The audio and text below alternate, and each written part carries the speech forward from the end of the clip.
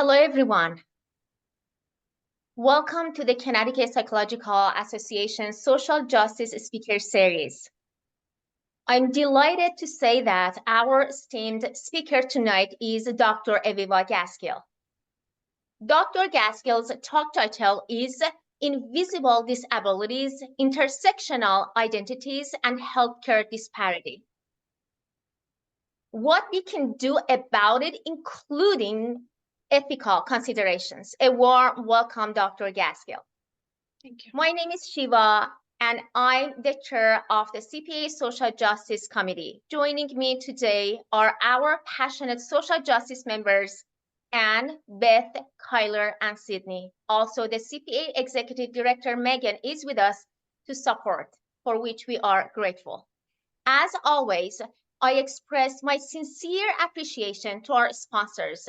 Their support is the cornerstone of our ability to sustain the series. I'm going to share the slides with you.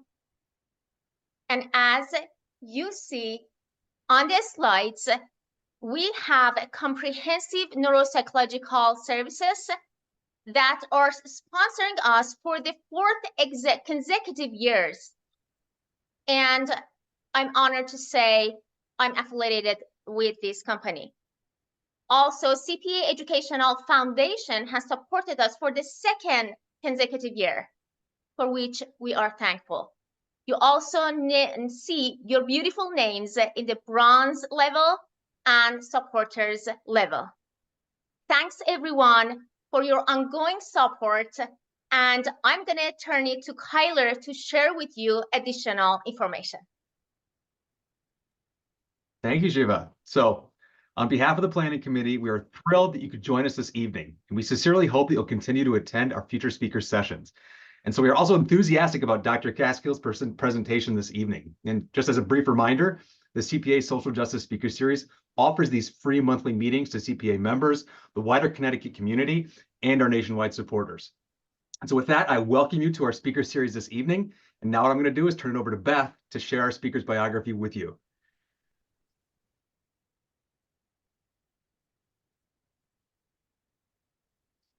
Beth, you're muted.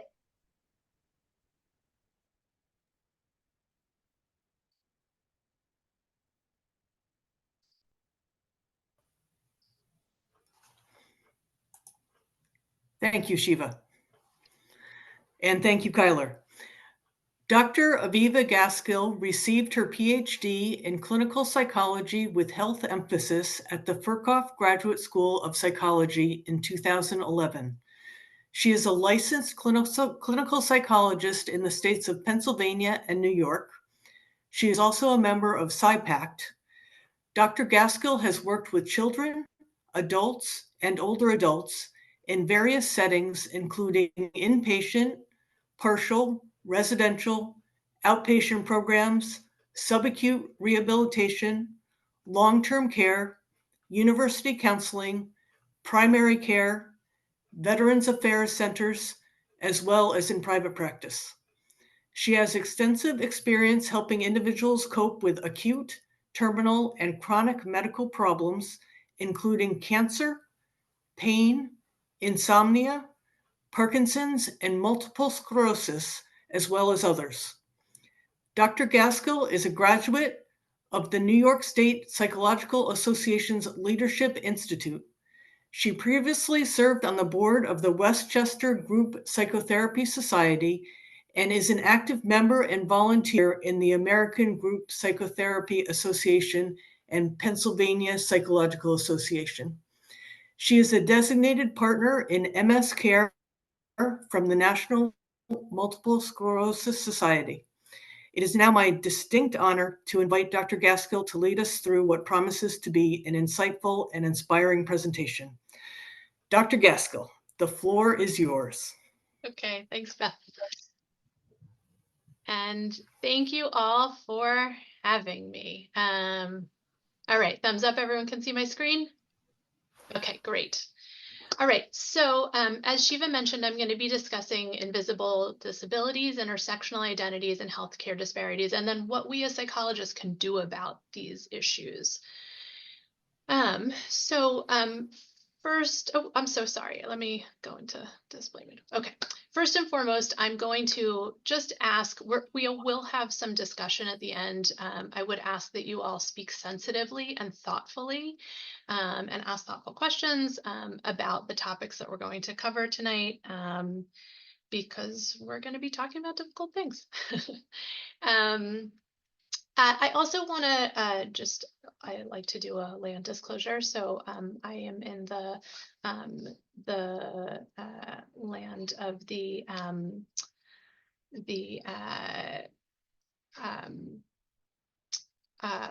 Nanticoke people, and that's something I think is just something we should always, and the Lenape and the Lenni Lenape people, just to sort of remember, where we are. I'm in Pennsylvania, I should mention, outside of Philadelphia.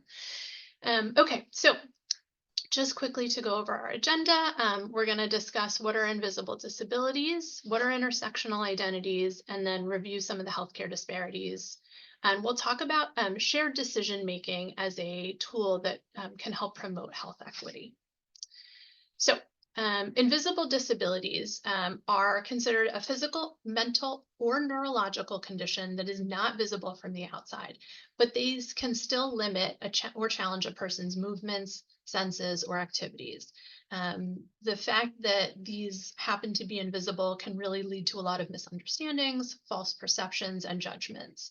I included this little picture down here. There are actually buttons that people can buy if they would like to, or if they happen to be in a space where they would like to announce that they happen to have a hidden disability. And that's something, you can encourage people if they are in certain settings and they would like to wear one, or if they choose to wear one. And it's something that's nice that you can take on and off easily as well. Okay, so intersectional identities.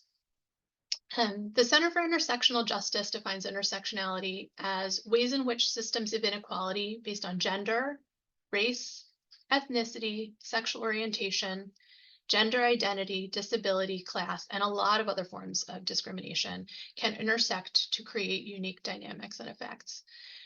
All of these forms of inequality are mutually reinforcing, and they have to be assessed together to prevent one form of inequality from reinforcing another. So for example, if we were just looking at the gender pay gap alone without looking at things like race, socioeconomic status, immigration status, these could actually reinforce inequalities amongst women. And so we have to be really mindful to look at people on the whole. So many of you may be familiar with the addressing model, but this model looks at a bunch of different variables, cultural characteristics, who happens to be in power within that cultural characteristic, and then who has less power. So I'm just going to go over it quickly. But things like age and generational differences, when we look at adults, we tend to have power, but children and older adults are disempowered in general, as well as adolescents. As much as they may seem like they're not disempowered, they are, unfortunately for them. Folks living with developmental disabilities, folks who are, they use the term temporarily able-bodied, which I really like. And then people who live with disabilities have less power in that situation. And then they talk about people who have disability acquired later in life. So there's being temporarily able-bodied, and then folks living with disabilities like MS, dementia, something like that. People who develop, vision issues, religious or spiritual orientation. So this is really speaking about in the US, right? Christians are the dominant religion, and then anyone who's non-Christian is considered has less power. Ethnicity and racial identity, if you're white or Caucasian, versus a person of color. For SES, we're looking at owning and middle class or beyond, and then folks who are living in a lower status because of occupation, education, income, houselessness, or in a rural habitat. Sexual orientation, so heterosexuals are in the empowered group, and then folks who identify as gay, lesbian, and bisexual have less power.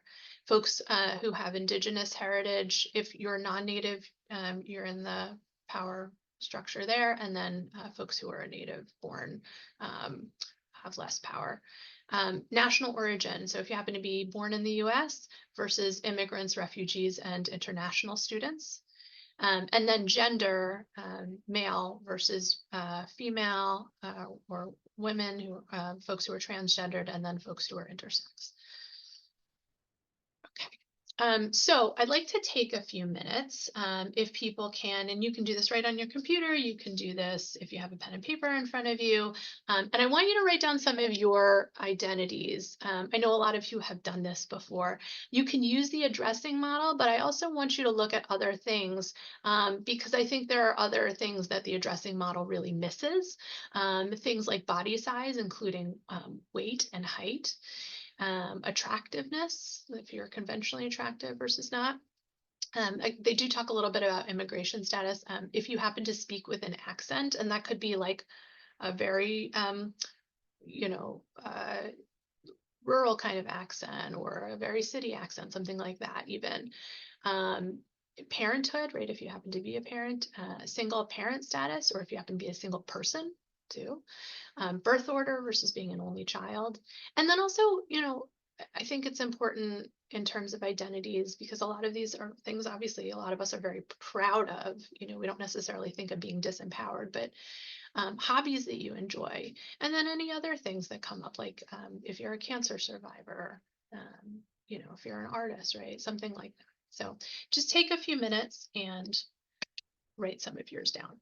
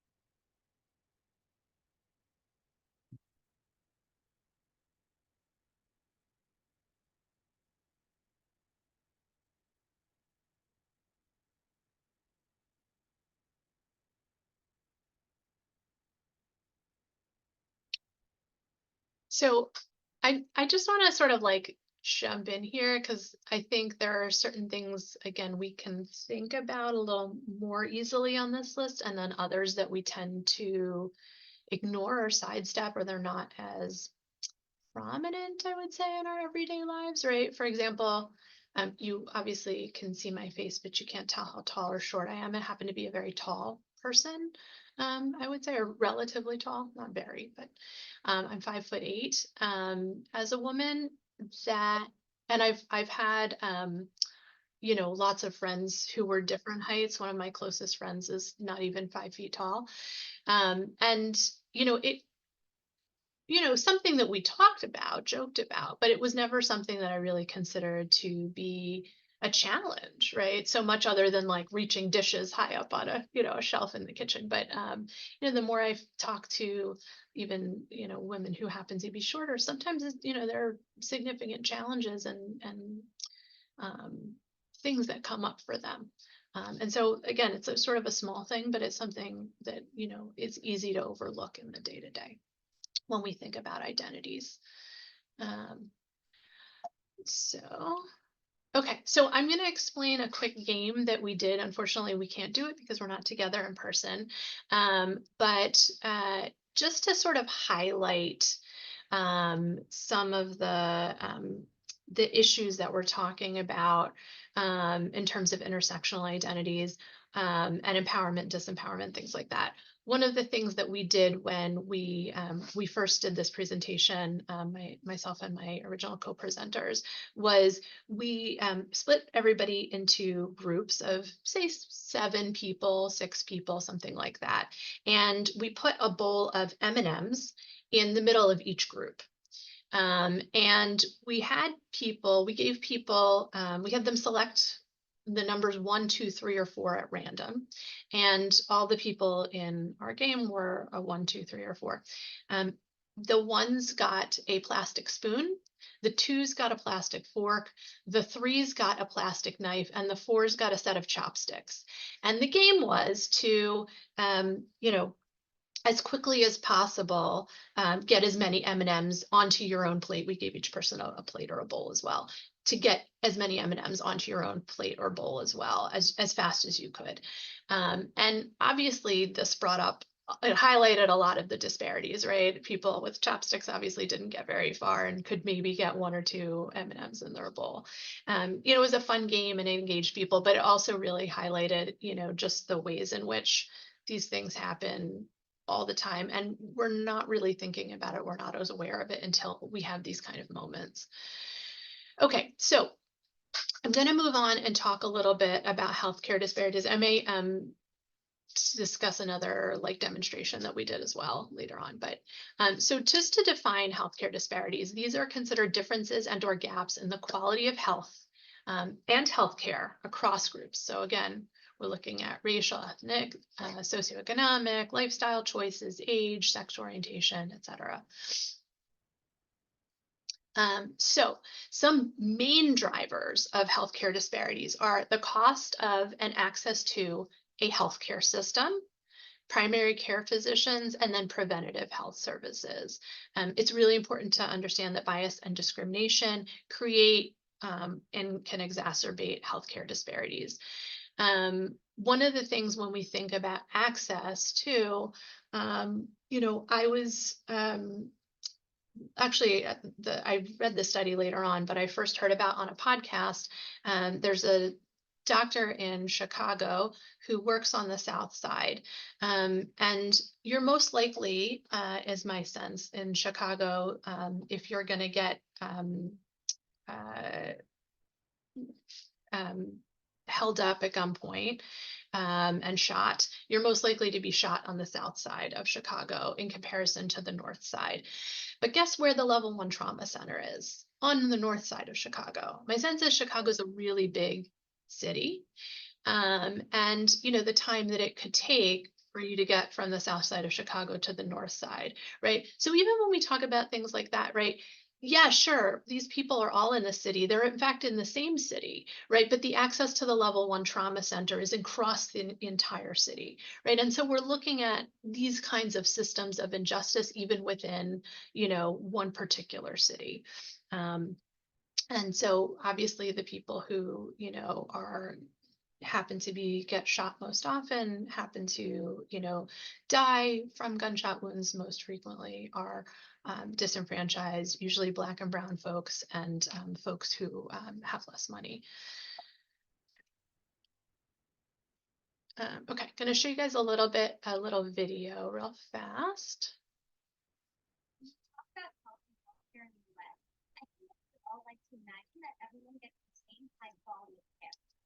But this actually isn't the case. And a lot of the disparities that we see within the healthcare system in the US Sorry, can you are guys the result of poor economic and environmental conditions. hang on one sec? And I have SES. Sorry, could you all see my screen a second ago? Yes, but not now.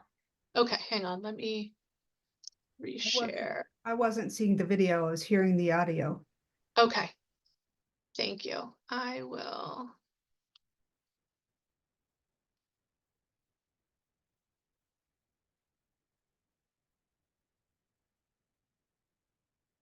Okay, hopefully it'll work this time.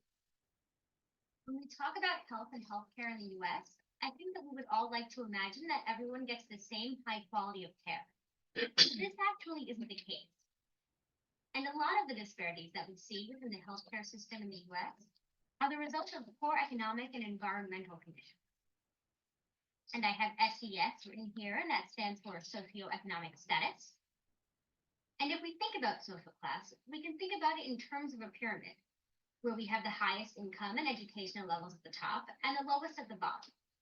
And as we go up this social pyramid, we see that access to healthcare gets better, and the quality of that healthcare also improves.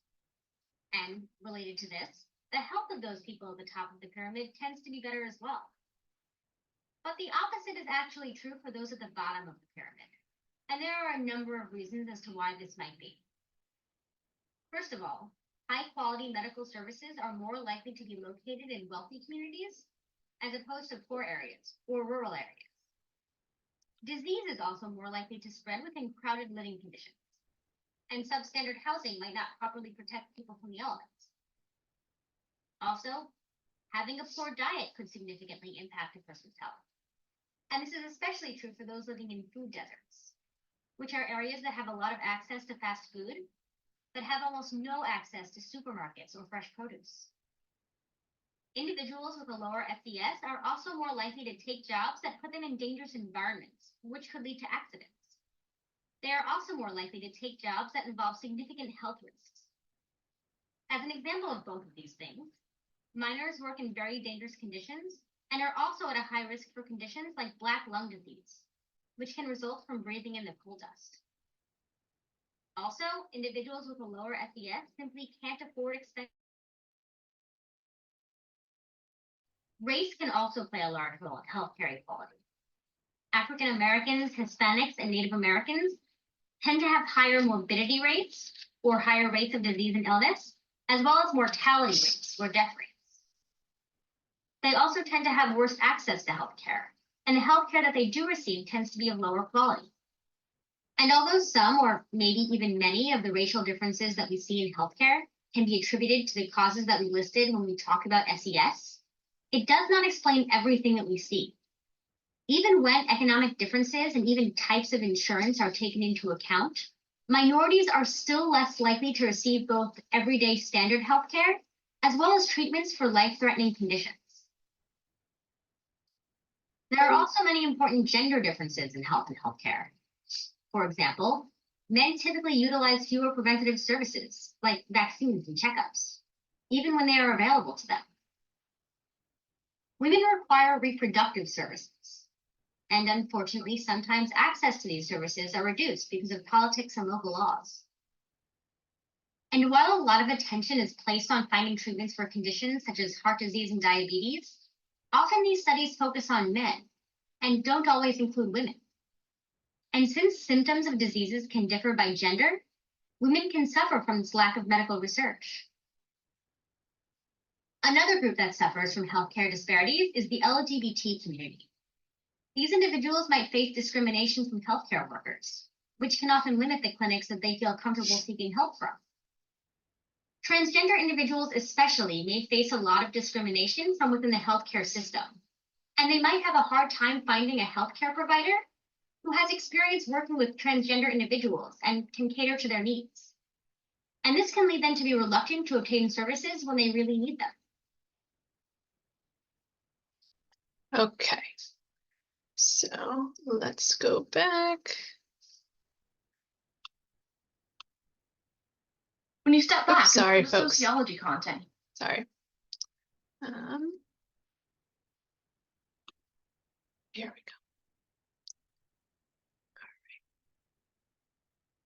I'm going to stop my share and reshare.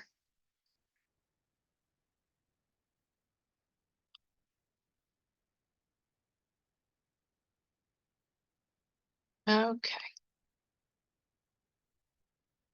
All right. Oops. Okay. So I'm going to give a lot of examples of healthcare disparities. So just bear with me. This is sort of the densest part of the presentation. So infant mortality for Black babies is about 2.5 times higher. By the way, these numbers are absolutely staggering. No matter how many times I see them, it's astounding to me. About 2.5 times higher than for white babies. The life expectancy for Black men and women are nearly 10 years fewer compared with their white counterparts. Diabetes rates are 30% higher among Native Americans and Latinx folks than among whites. Death rates attributable to heart disease, stroke, and prostate and breast cancer is much higher in the Black population. Adult African Americans are at least 50% more likely to die from premature heart disease or stroke. And again, as they explained in the video, this is, you know, even when researchers control for other factors, we're still looking at these issues. So racial and ethnic disparities have been identified in all different kinds of aspects of pain management. Specifically, that's something that I work with a lot, as Beth mentioned.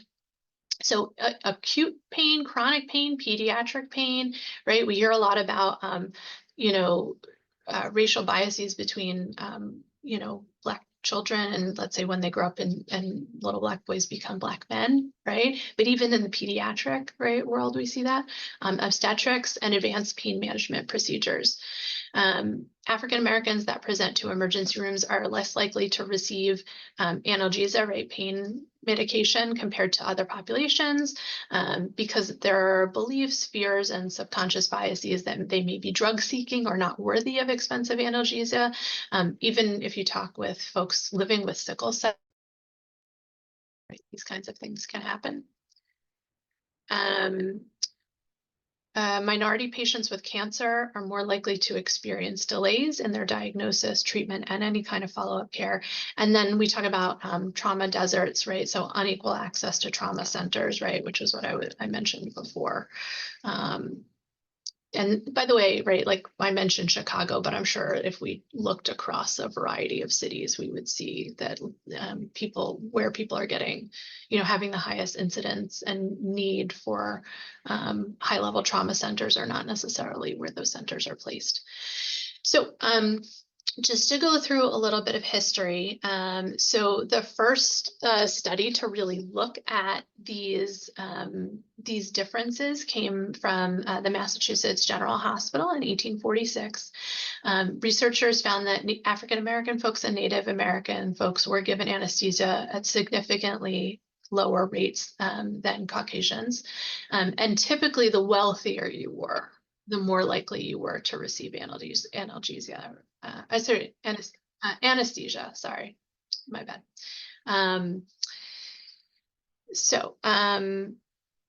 Then later on in 1985, there was, I believe she was a senator with the last name Heckler. She and another person came out, I guess, they showed that 6 medical conditions between Black folks accounted for 86% of excess Black mortality, and the fact that close to 45% of the deaths and close to 45% of the deaths up to age 70 years in the Black population actually could have been avoidable if better evaluation, detection, and treatment had been available.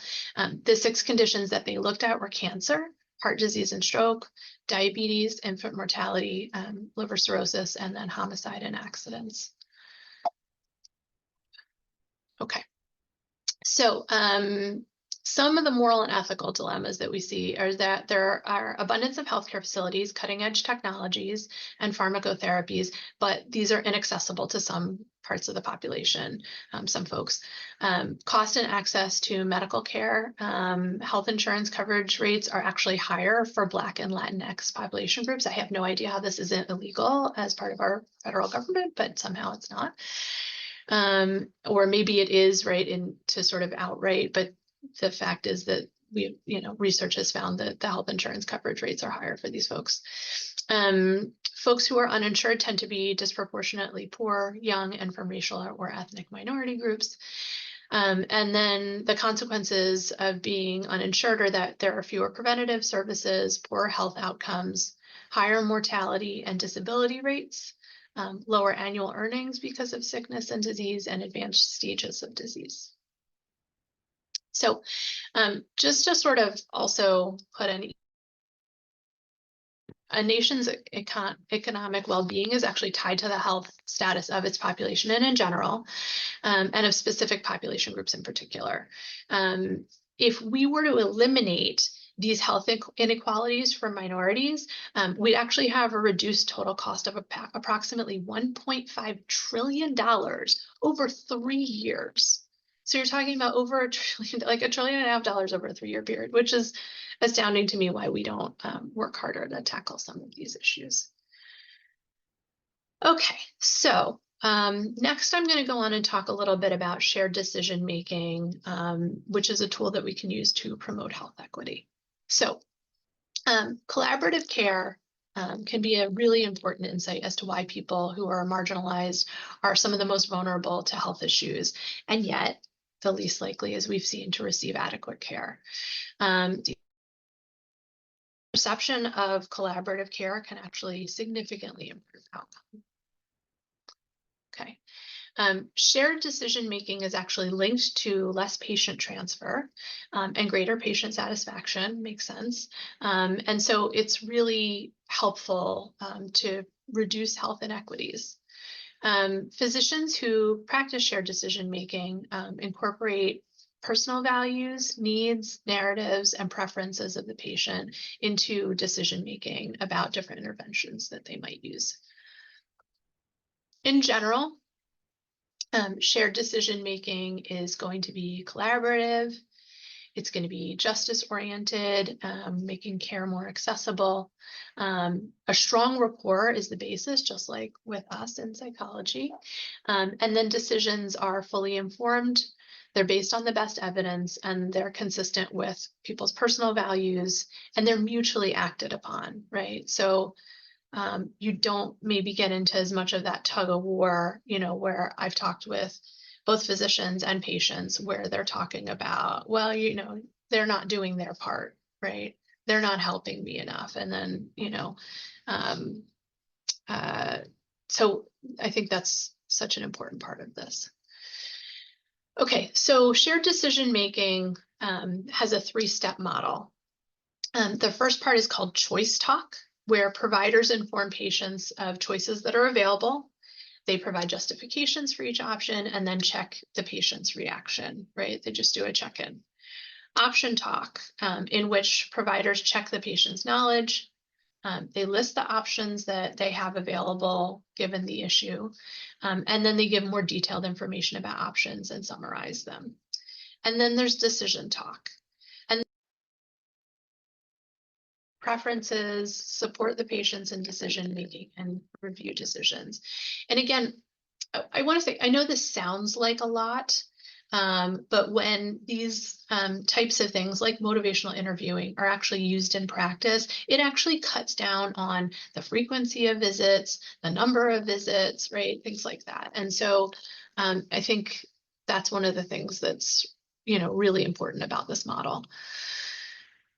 Okay, so I have some questions for discussion for us, and I'll leave them. Oh, I can leave them up while we're talking, but take a good look at them now because I'm going to unshare the screen in a second.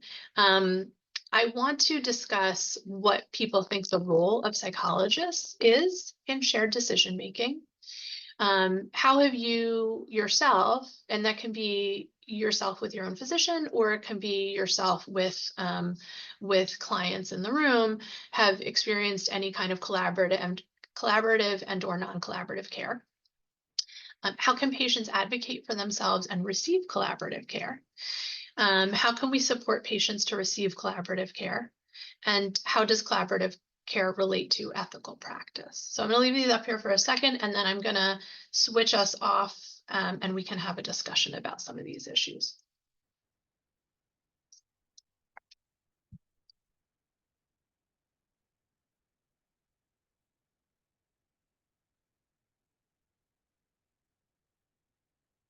Okay, and I know we have a lot of people, so I'm not quite able to see everyone on one screen. I'm going to restart my video. But does anyone have thoughts? And we're gonna do some more talking about this. But does anyone have thoughts on any of these issues or things that came up for them as we're talking?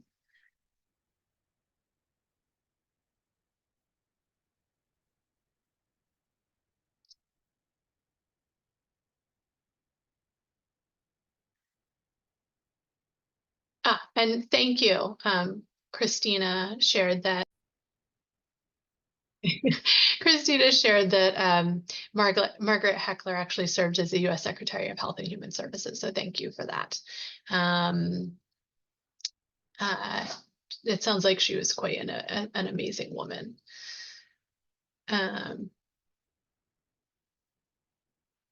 And then Harry, by the way, asked, is there any research that might suggest that the ACA either helped, hurt, or made no difference in health inequality? I have to say I'm not super familiar, and I wouldn't be able to speak to whether the Affordable Care Act helped. I believe that to some degree it helped, right? Obamacare helped, but I'm not sure exactly to what degree. Okay, but going back to shared decision making, anyone have thoughts? Aviva, we cannot still see you. It seems that the camera is off. Ah,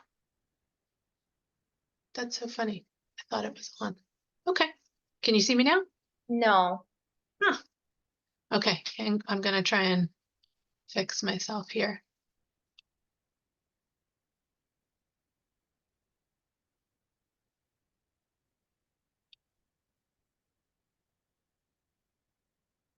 Martha, do you want to share something?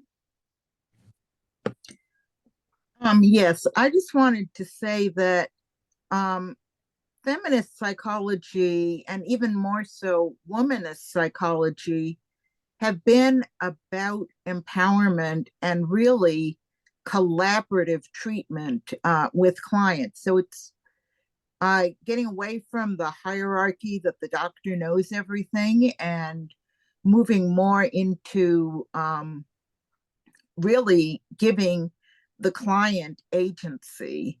Yeah. So I think yeah. we already have some models available to us about how to work with clients in a way that actually does lead to better outcomes. Yeah, yeah. I think it's such a good point, right? And we do that a lot as psychologists, right?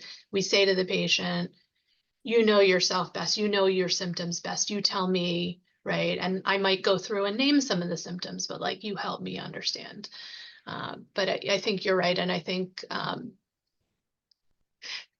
would love to help physicians get on that a little bit more, for sure. But and I think you're right. I think it helps so much with collaboration of care when a doctor says, you know yourself the best, you know your body the best, you tell me, right? Such an important point.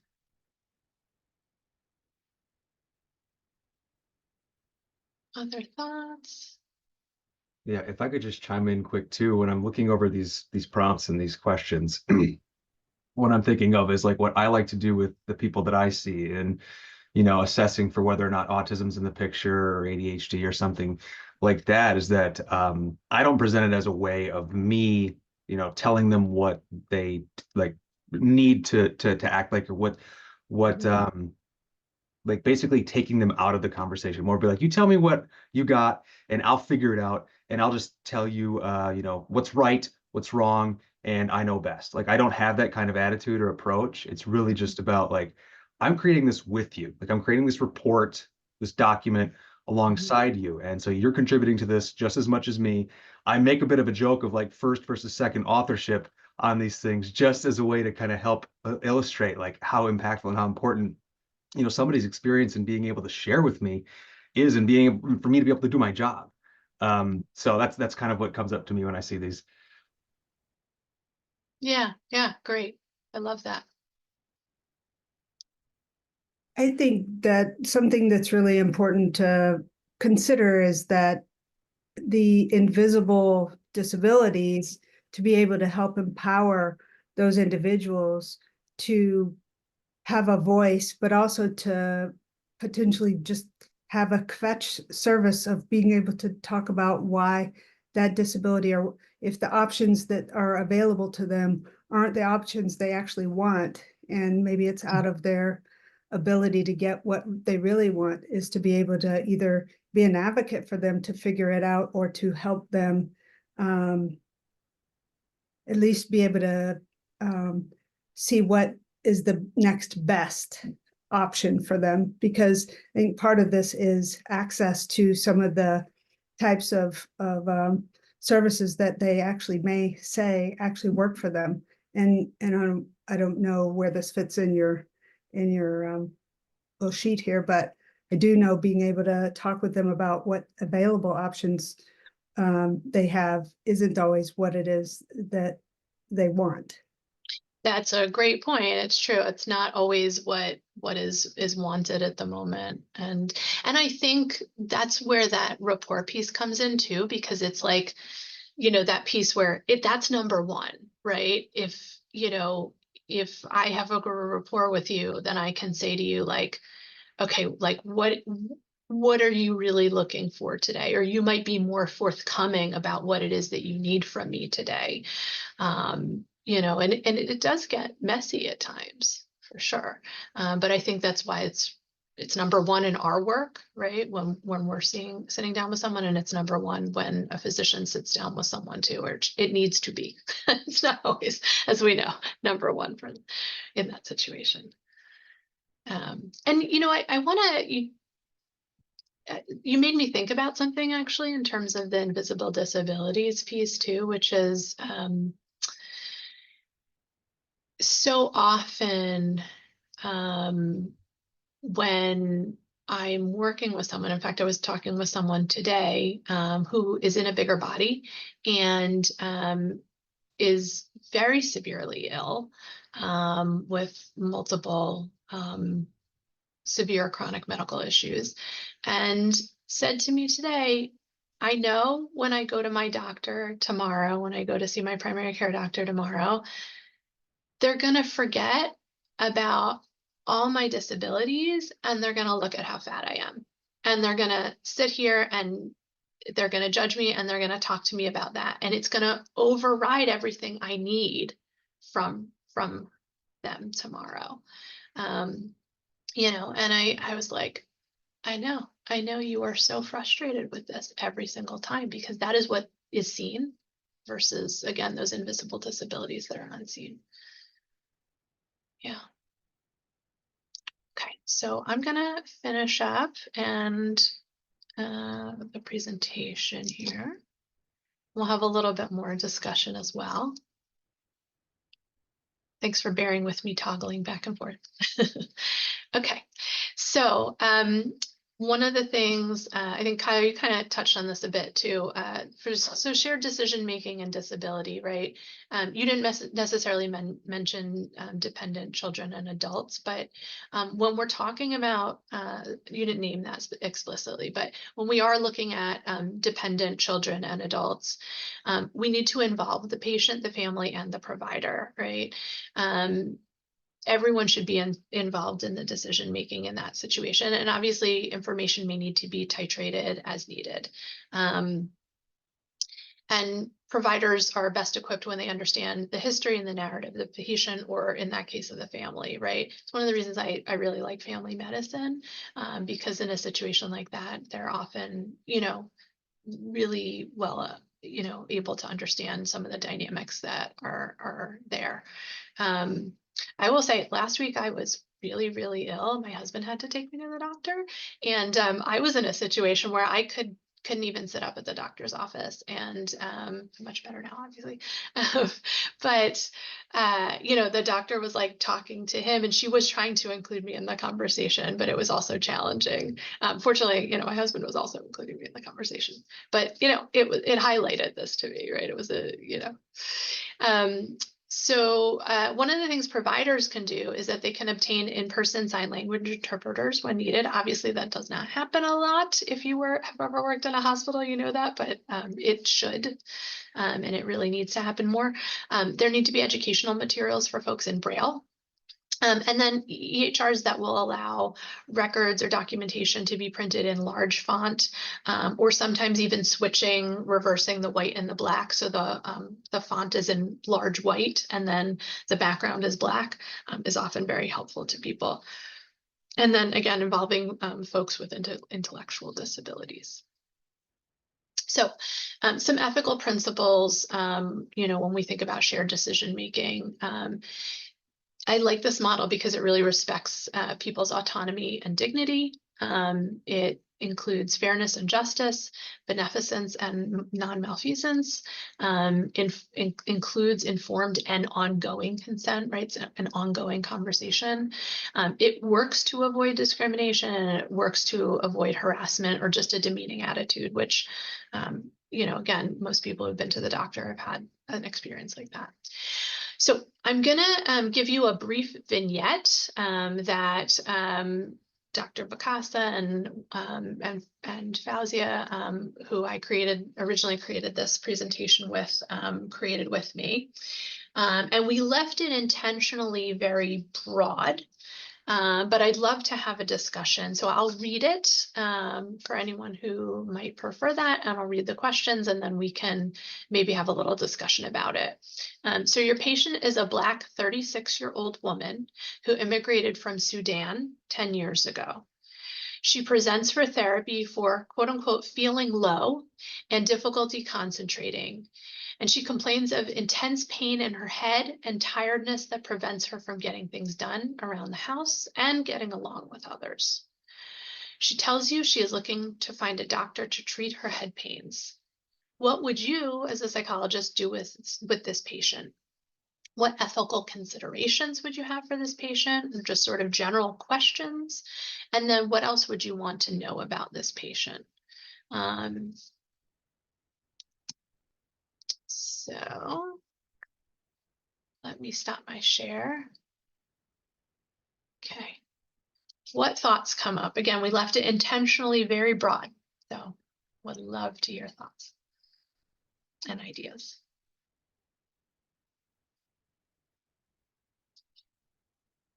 This is Christina Moore. My first thought would be, how did she get here and who is left behind, considering that there's intense conflict going on right now, and whether or not she is able to be in communication with people that are still in Sudan. What are the kind of local supports that she has for this, but what are the means of contact that she has available to her so that she's not isolated either from people who are in the situation of conflict right now, or the people who are here sustaining great losses for what's going on now.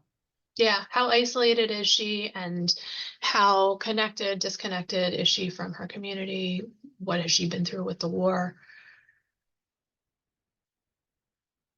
How has she been impacted by it?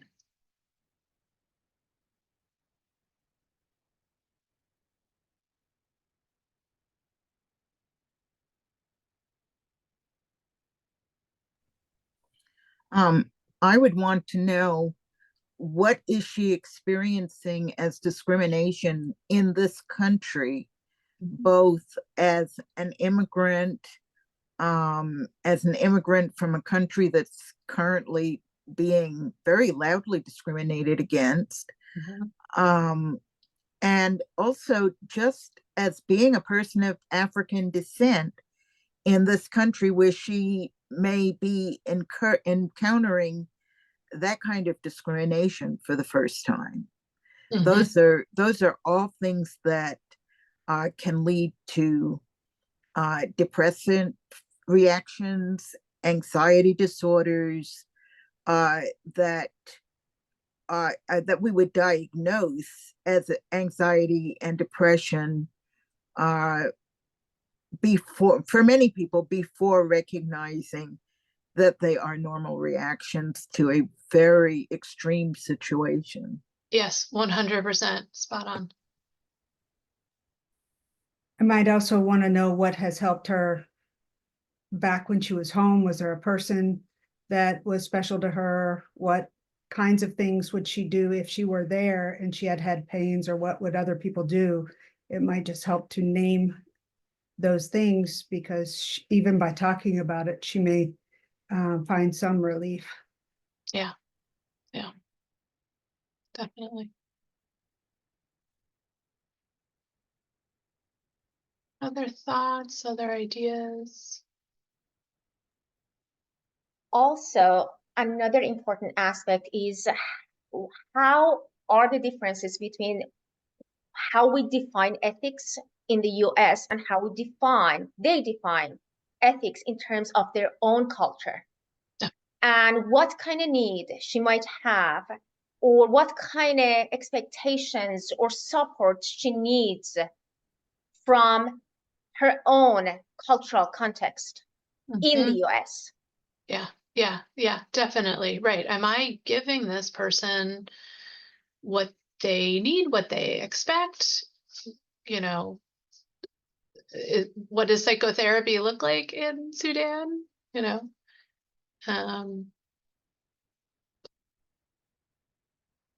yeah, and just to jump on it, I don't know.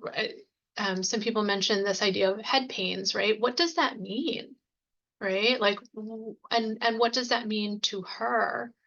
Do we need to have her medically assessed, right, before we're looking at psychological things, issues, right? And that's certainly a huge part of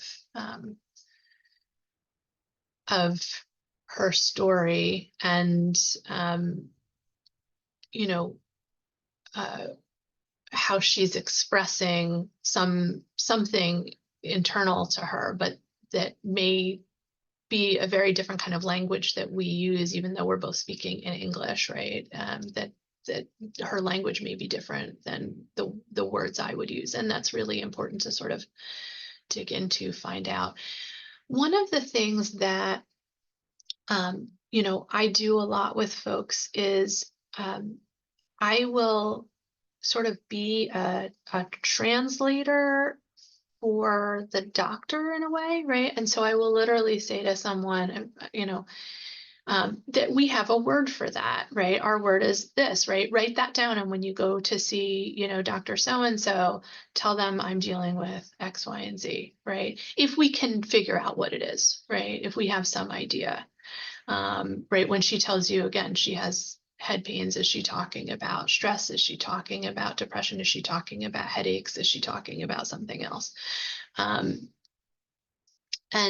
just to be able to, sometimes help people, if I do understand what they're saying, give them some language, right? So recently I had a discussion with someone about tinnitus and hyperacusis, right? And when you go to the neurologist next time, I really want you to ask them specifically about these two words and have them assess you for those two things, right? And see what they say. Just helping feed people language sometimes can be helpful.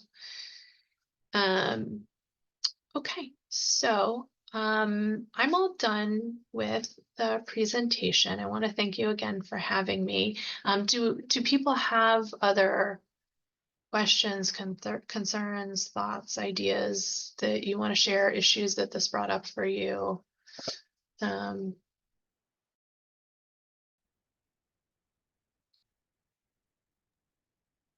Aviva, I just want to acknowledge one of the things that you shared. I recently had a patient who was saying she was seeing a PCP, and because of their weight, all the concentration for the PCP was their weight and not the actual medical problems that they were like looking, to get resolved. And they were to the point that they decided to change the PCP. Yeah, I see it all the time. Somebody actually, Alana, mentioned strongly recommend health at every size, fat liberation approaches, and also how unfortunately common that is. We see it all the time, both medical facilities that they're getting better, especially if you're in a hospital-based facility or a larger clinic, that they don't have the physical support sometimes to support people who are in bigger bodies. So that can be, not having chairs that are suitable for people, or speculums in a gynecologist's office. And then other things like, you know, right, that is the only thing that gets discussed, you know, and it's horrifying how much that happens.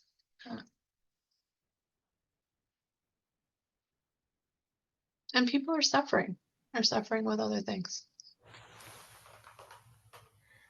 I have a quick question, if you don't mind. Of course.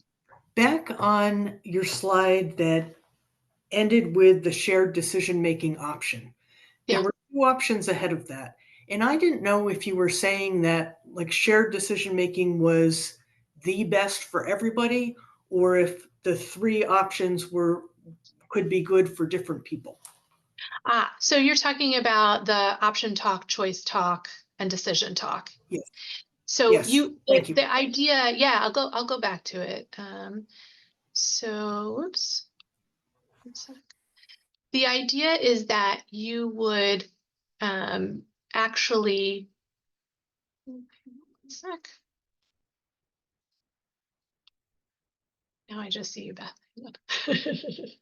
All right. So the idea is that you would actually, the provider would go through each of these, right? So you would first go through choice talk.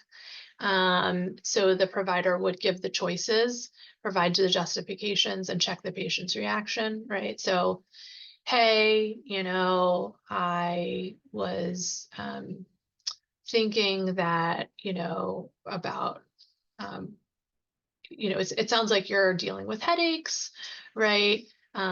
Let's look at why you might try each of these headache medications, right? And see what the patient's reaction is. Maybe the patient doesn't want to go on medication at all, right? Okay, well then we have to discuss non-medical intervention, right? Non-medication, I should say, non-pharmacological interventions, right? And then option talk, right? So the provider wants to find out, how much do you know about headache, or how much do you know about this type of headache that I've diagnosed you with, right? List the different options and then give them more detailed information about the options if they, let's say they do want to go on medication. Well, there are different options for medication. There's this, and this, which one, you know, these are the three, right? And then you go to decision talk. So all three are steps, right? So again, decision talk would then be, all right, it looks like you're interested in this choice because that seems to be the easiest one for you to be able to take when you're at work and you start to get a headache. You know, and just remember that we talked about other options in case we need to look at other options in the future. Yeah, so you really go through all three. It just kind of breaks it down. So that's very dependent on the physician. Correct. Much more than the patient. Correct. Yeah. But a patient has the ability to say, I need you to slow down. I need you to review the options with me. I need you to talk about the risks and benefits of these options, right? Physicians tend to do that when there's surgery involved, but they don't tend to do it when there are other things on the table, right? And I think it's really important because if a patient is, you know, can sort of stop or slow down the conversation, you know, it gives them more options to feel more in control. And again, this may seem like it takes more time, but actually it really hastens treatment in the long run and patients' recovery in the long run. And it builds a better relationship with physicians. Thank you for going over that again. I appreciate it. Yeah. And we talked about this before the presentation, but you will be able to access these slides. I'll share them with the Connecticut Psych Association. So. Thank you so much, Dr. Gatskill. That Thanks was so much. a wonderful talk, wonderful conversation, discussions. So right now, Sydney's ready to do the closing remarks. Yes, thank you, Shiva, and thank you all for joining us this evening. As you may know, next month is the CPA convention. So our next social justice event will take place on December 5th, featuring Dr. Robert Bourgeois as our esteemed speaker. I want to end by emphasizing that our ability to maintain the social justice speaker series relies on fundraising, and we greatly appreciate any donations moving forward. If you want to support, a donation link and mailing address will be available to you in the chat. And then also for those registered for continuing education, I invite you to complete the CE evaluation link to receive your certificate, which also was added to the chat a few minutes ago. Once again, thank you all so much for joining us, and we hope to see you in December. Thanks so much, everyone. Thank you so much again, Dr. Gatskill. Bye, everyone.